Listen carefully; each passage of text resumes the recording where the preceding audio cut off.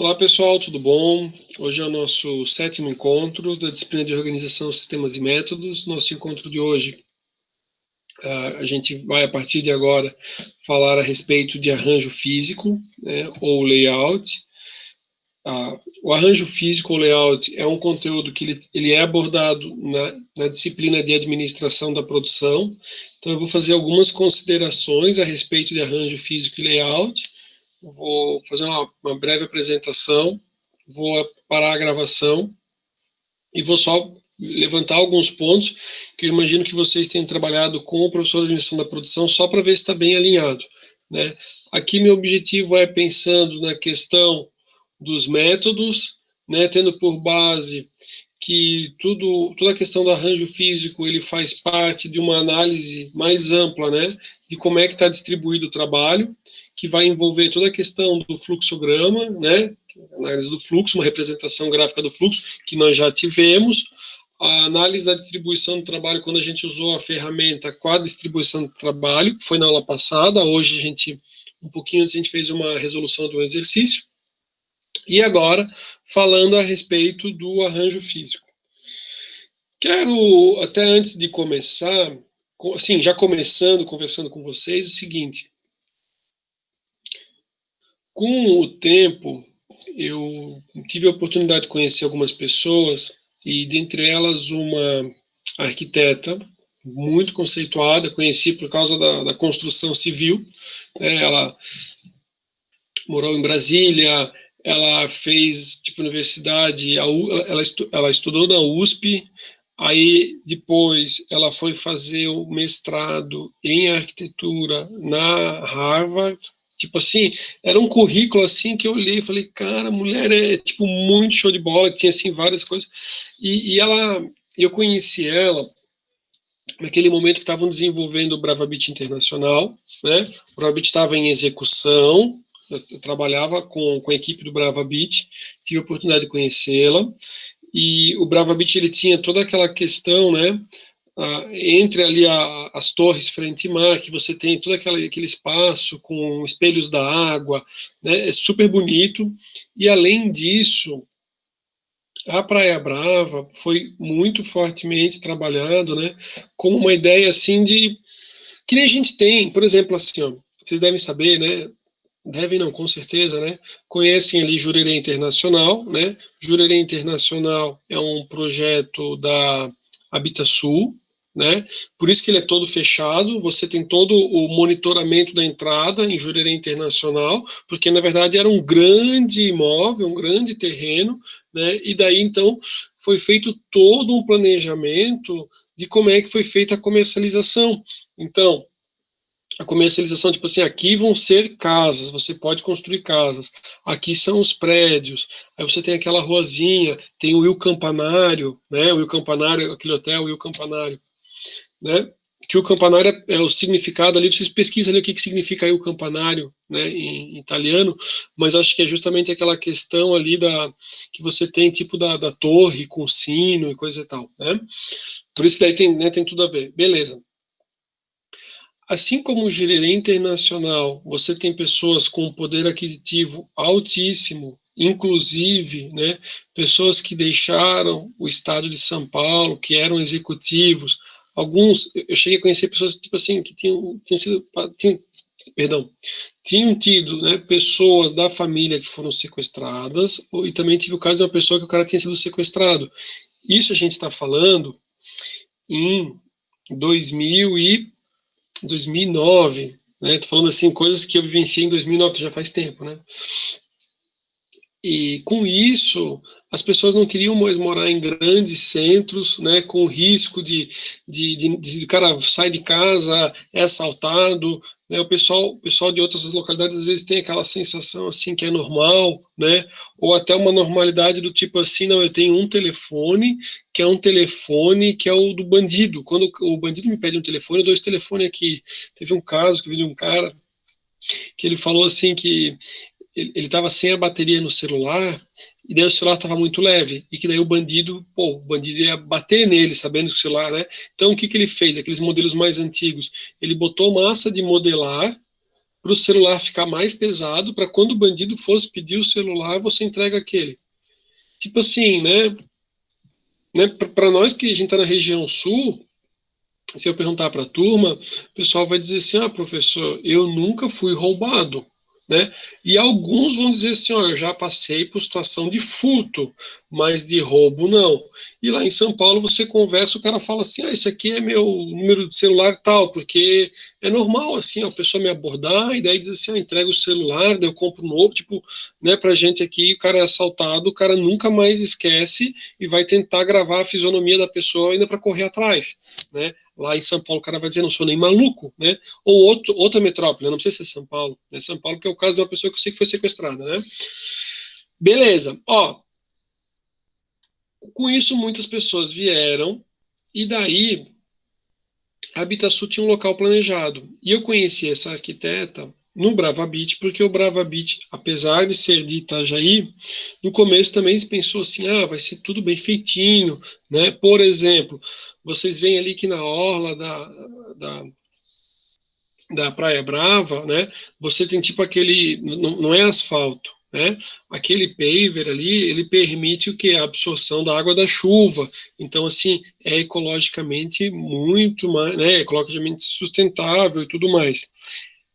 Aquele aquele pavimento, ele não permite que você vá com caminhões ali, tá? O objetivo daquele pavimento não é para passar caminhão ali na frente. Ou seja, já desde o início se pensou assim, ó, vou tentar fazer um local aqui mais elitizado, né? E não é para o cara vir aqui, vem com um caminhão aqui, vem com ônibus, para aqui na frente e desembarca um monte de gente. Tanto é que se a gente for observar, não sei se mudou, né? Mas a lógica era assim: o ônibus vai naquela rua de trás. Então, quem vai trabalhar ou vai atender as pessoas, porque também você tem que pensar quem é que vai lhe atender, se você quer ter um negócio super luxo, né? Fica lá naquela rua de trás, lá, e daí depois ele dá o seu jeito, dá o seu corre de ir até lá. Uma outra coisa, se vocês, já desde a época que você via lá empreendimentos, projetos e tudo mais, você observa o seguinte, ó, que foi o mesmo que foi feito em Balneário Camboriú. Balneário Camboriú, o que, que você tinha? Balneário Camboriú você tinha na orla da praia vários espaços de estacionamento. Lembram? Né? Alguns vão lembrar, se não dá para ver por umas fotos antigas. O que era morar o que é morar frente mar, né? Que é o paraíso realmente o cara morar frente mar, que, né, a não ser que o cara gosta de campo, daí a praia dele é outra, mas se o cara gosta de mar, frente mar, a praia dele, né, gosta né, praia quer dizer assim, né, a vibe, né, é ter um apartamento, né, poder ter a sua janela aberta, se quiser uma fresta, e escutar o barulho das ondas do mar. O que que acontece? Não é só essa pessoa que tem esse apartamento que acha maravilhoso, né? A pessoa que mora numa localidade mais distante também tem esse mesmo sonho e também gosta. O que que essa pessoa faz? A pessoa às vezes se desloca vários quilômetros, né, para o carro na frente do mar, abre o porta-malas com aquela música bem bacana que às vezes só ele gosta, né? Às vezes só o cara gosta daquela música, né? É uma música que já tá meio fora de moda, mas é porque o cara sonhou a vida inteira que ele ia pegar, parar o carro, abrir o porta-malas, ligar a sonzeira dele de madrugada, né? Tomar até não andar mais, né? E ficar com o som ligado, certo? O que que aconteceu? Quem tem poder aquisitivo alto, né? Começou a dizer, né? Não precisa nem ser poder aquisitivo alto, mas geralmente quem está na frente de mar tem um poder aquisitivo elevado, né? E coitado, né? A polícia militar sofria, porque era um monte de ligação, apesar de você já ter placas, né? Mas um monte de ligação para dizer assim: olha, infelizmente o carro aqui está com som debaixo da minha casa, são 1 hora da manhã, eu trabalho amanhã, né? Eu entendo que o cara vem de uma outra região super distante que quer curtir a praia, que curta, pode curtir, né? Mas não com esse som ligado. O que que eles fizeram? Acabaram com todo o estacionamento, passa a ciclovia e diz assim: agora todo mundo vai andar de bicicleta. Pode andar de bicicleta, que é super legal, né? Principalmente quem mora frente ao mar, né? Porque o cara que mora super afastado não vai viajar quilômetros para andar de bicicleta na beira-mar. O cara já rodou com a bicicleta, tá cansado já. mas quem está de frente curte o passeio. E não tem mais, né, não tem mais ninguém mais parando ali na frente. Nesse momento, quando eu conheci essa arquiteta, logo na época do projeto, ela tinha me mostrado a respeito disso. Ainda não tinha ciclovia.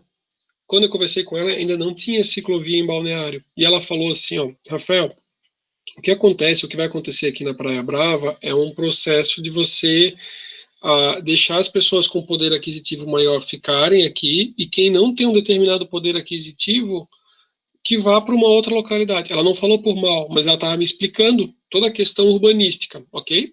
Toda a questão urbanística. Então, assim, se você, né, aí você chega e diz assim, pô, eu não vou na Praia Brava, apesar de que é legal, mas, tipo, pô, é super difícil de conseguir parar naquelas ruas, isso que tem bastante gente, né? Ou se não, tem que pagar uma fortuna de estacionamento. É o objetivo. É o objetivo. Então, tipo assim, se você mora lá, você tem a sua garagem. Se você não mora, por enquanto, né, você consegue parar nos estacionamentos. É claro que para quem está lá com terreno é muito mais interessante ter a torre do que ter o estacionamento. Por isso, quando você chega e diz assim, eu quero ver o show de fogos lá em Balneário Camboriú. Não sei se alguém, né, teve uma situação de algum amigo que foi passar ali na praia, que o cara falou assim, já aconteceu comigo, a pessoa diz assim, Rafael, estão cobrando mais de R$100 para deixar o carro no dia do Réveillon. Né? Que tipo assim, cara, você quer, ou, né, e é difícil de você achar uma vaga.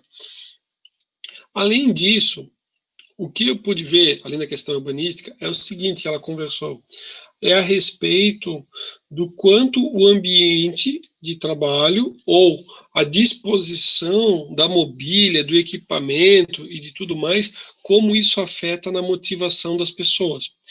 Conversa com ela foi tão legal que eu me inscrevi num curso de extensão. Nesse curso de extensão, a gente conseguiu observar, né, que às vezes quando você entra em algum local e você visualiza e fala assim, meu Deus, esse ambiente aqui, não sei, tem alguma coisa errada, tá carregado, não tá legal, as coisas não estão fluindo bem, sabe, aquela sensação assim de mal-estar.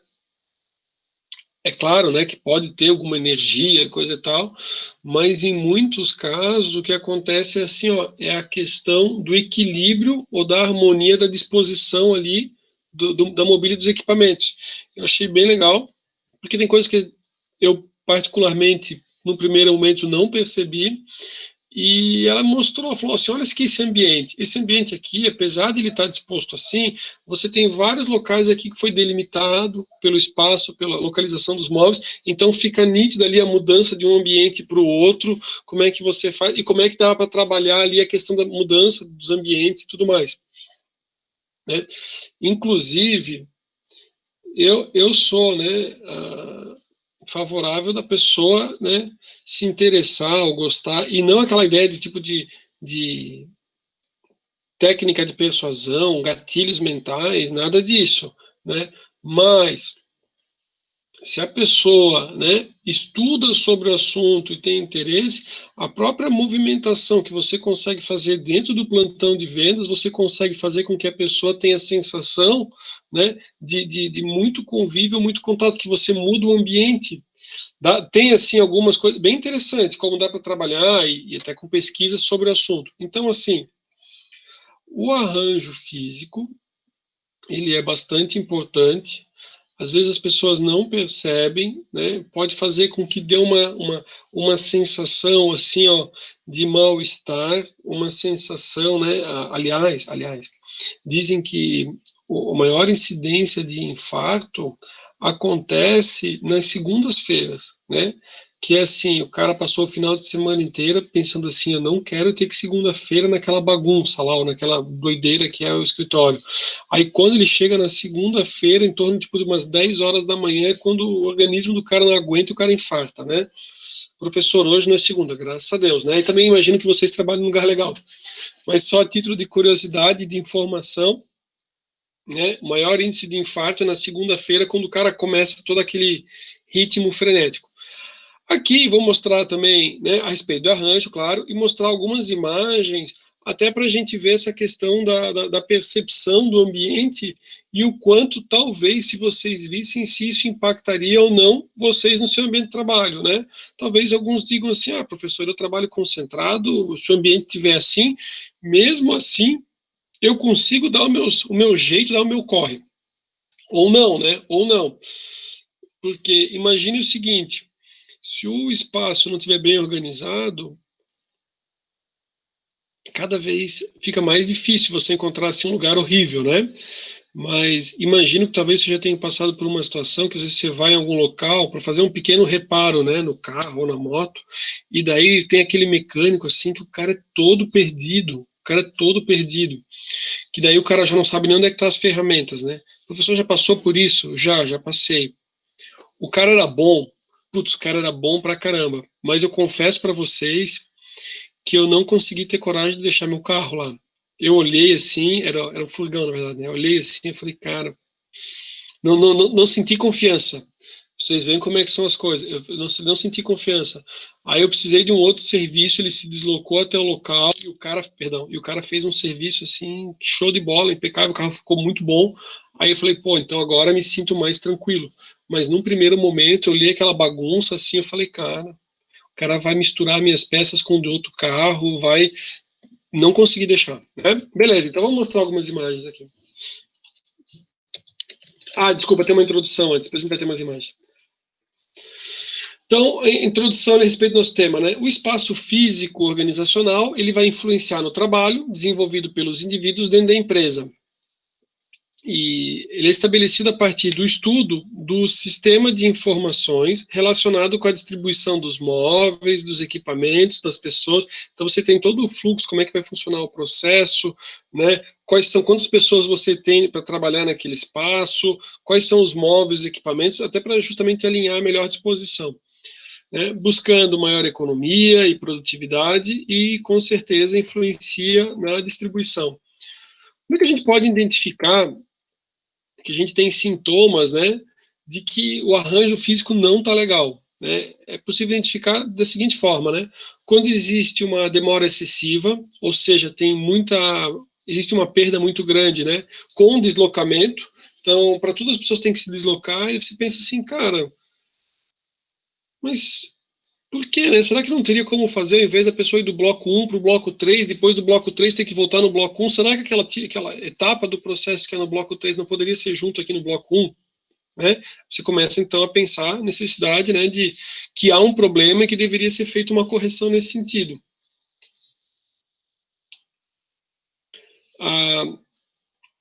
O fluxo confuso de trabalho, né, não ocorre de uma forma linear, então vai, volta, vai, às vezes dependendo, você pode até ter alguns cruzamentos ali que podem até gerar alguns acidentes. Tem um filme que a gente acho que já comentou da disciplina de gestão socioambiental, que é aquele filme Fome de Poder, que conta a história do McDonald's. Tem uma cena que é bem legal, que eles estão numa quadra de tênis, e eles fazem como se fosse a planta baixa da lanchonete. Vocês viram o filme? Que daí eles mostram como é que cada um deveria se movimentar para fazer ali os lanches, pegar as bebidas e tudo mais. E com isso, eles verificam se o fluxo está legal. Ou seja, tudo no chão, e daí eles fazem as movimentações e eles cuidam para que daí um funcionário não vai esbarrar no outro. Por quê? Porque se eles tiverem que se movimentar e tiver a possibilidade de se esbarrar, teria que reanalisar ali a questão da disposição física dos equipamentos das pessoas. Vocês viram essa parte do filme? Lembram? A gente assistiu esse filme com o professor Marcelo no primeiro período. Legal, legal. Então, muito legal o filme. Bem legal, bem legal.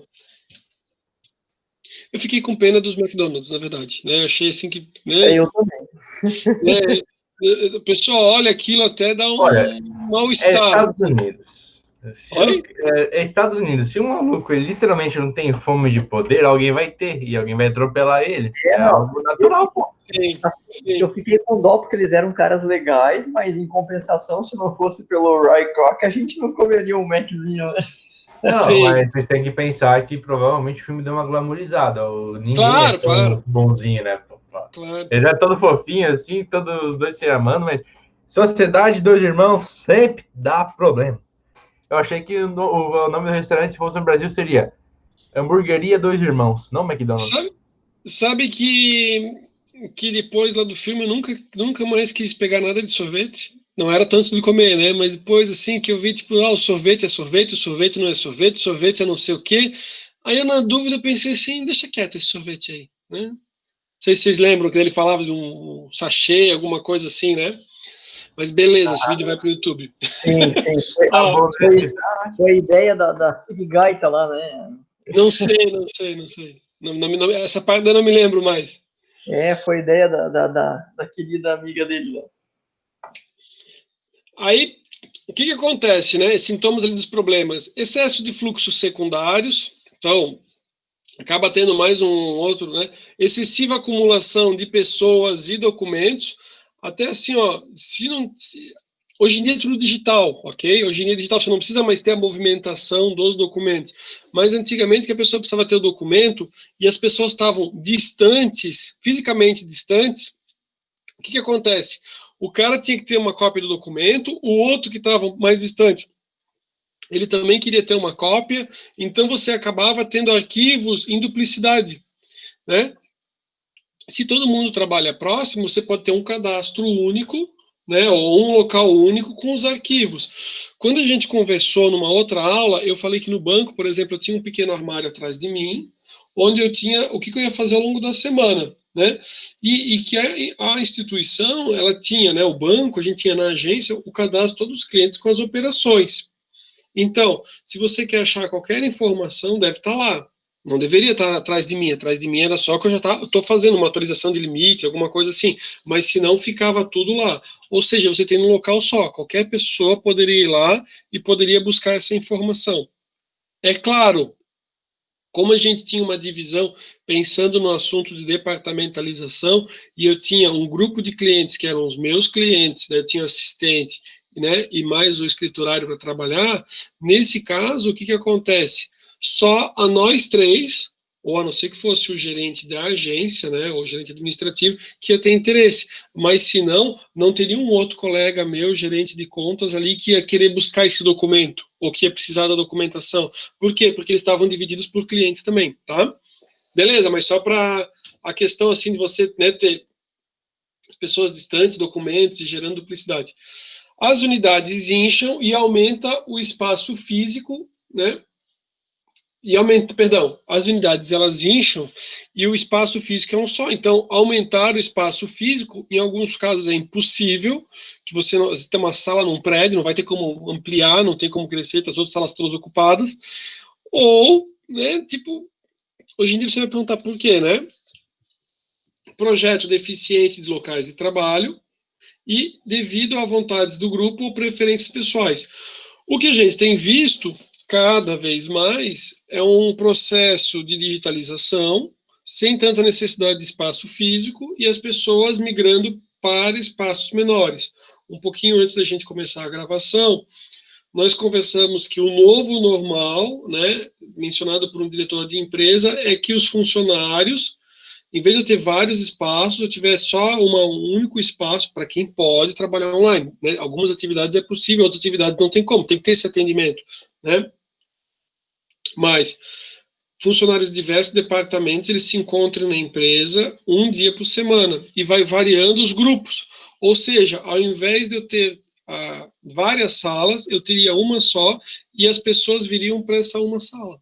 Então, você imagina um local enorme, né, para um local bem menor. E o resto seria tudo home office. A ideia de você ter esse dia na organização é para que haja uma socialização, uma troca de ideias e para que as pessoas não fiquem completamente assim afastadas da empresa, para que elas tenham esse sentimento, né, de comprometimento, de união ali entre as turmas, tá? Beleza, lembra que eu tinha falado de algumas imagens? Eu vou fazer o seguinte, eu vou fazer o nosso intervalo. Depois que a gente retornar do nosso intervalo, fazer um intervalo de uns 15 minutinhos, aí a gente continua aqui os sintomas de problemas, a gente vai para mostrar algumas imagens, tá bom? Bom intervalo para vocês, 15 minutinhos para tomar um café, dar uma levantada, dar uma espreguiçada, e daqui a pouco a gente está de volta. Um abraço, pessoal. Até daqui a pouco.